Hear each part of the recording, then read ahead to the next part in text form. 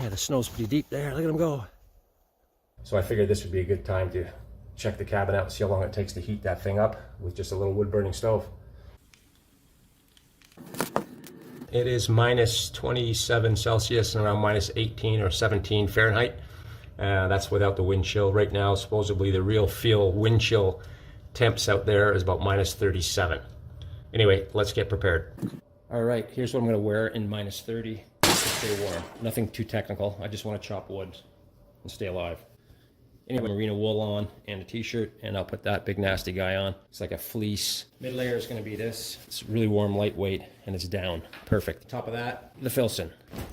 Base layer. All right, I had to change it up a bit. I have a balaclava on now because it's just too bloody cold.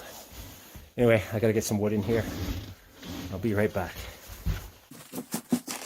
Merino wool as well, and then these guys here, these are awesome. Arc'teryx leaf mid layer, really warm, lightweight, full length zip, so you can get them on your boot, over your boots, whatever you got to do. These are perfect. Oh, it's cold. I think it's minus 37.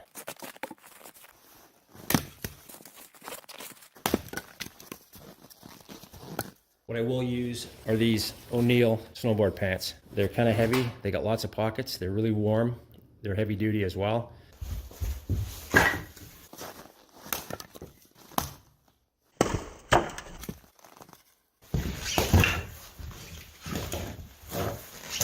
And more Arc'teryx stuff. Here's for my lid. I'm gonna put this guy on, a little beanie, and you gotta have one of these. Perfect for the Rocky Mountains, really warm.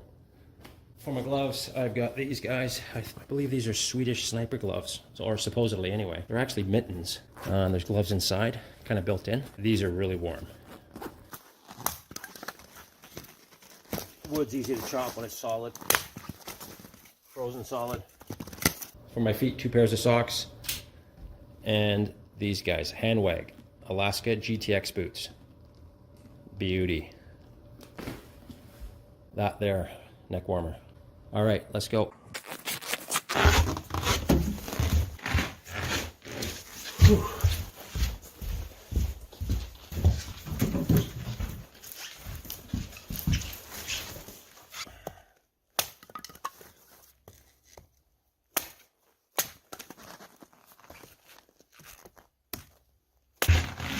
Oh, wow.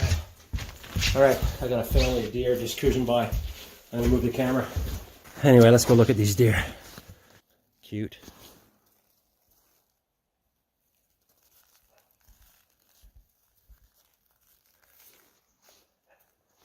These were born last year, or last spring. All right, see you later. All right, I'm gonna get this thing going here, and I'll get a look at the temperature in a second. I think it's minus 24 in here. Anyway, I'll get the temperature in a sec. I'm gonna start this thing up. Again, we're gonna need a ton more wood, obviously, and this is just a little wood burning stove, but it's a good one. Let's see how this goes. Look at this. There you go. Not easy.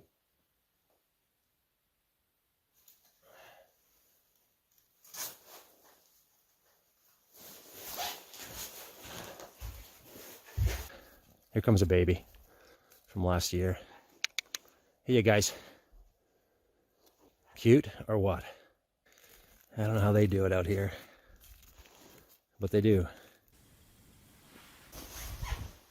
That was interesting, to say the least. Those gloves, mitten combo, they're awesome. That hat, beauty. The Handwag boots, not so much.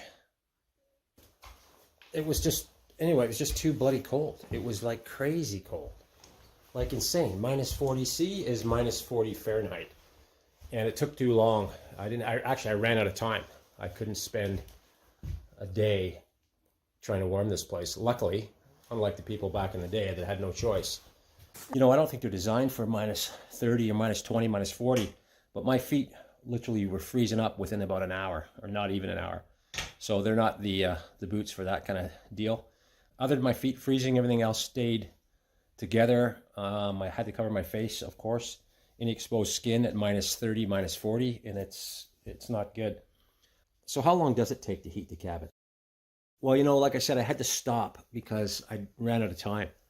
I would think it's going to take at least 10 to 15 hours in that kind of cold. Normally at about minus 10 or 15 Celsius, I can heat this place up to comfortable, around 10 Celsius in about 2 to 3 hours, 4 hours max, depending on the wood.